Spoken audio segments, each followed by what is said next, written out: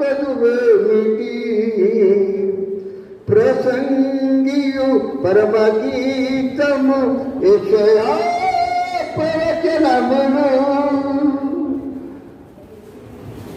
దివ్య గ్రంథము దైవవాక్యము చేర్చును పరలోకము 29 27 66 గ్రంథములు. ఆయన ఆశ్చర్యకరుడు, ఆలోచనకర్త, బలవంతుడైన దేవుడు, నిత్యుడైన తండ్రి, సమాధానకర్త, ఆత్మఫలమేమనగా ప్రేమ, సంతోషము, సమాధానము, దయాళుత్వము, దీర్ఘశాంతము,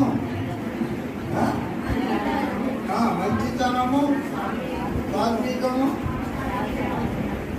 అవన్నీ ఉంటే చాలు.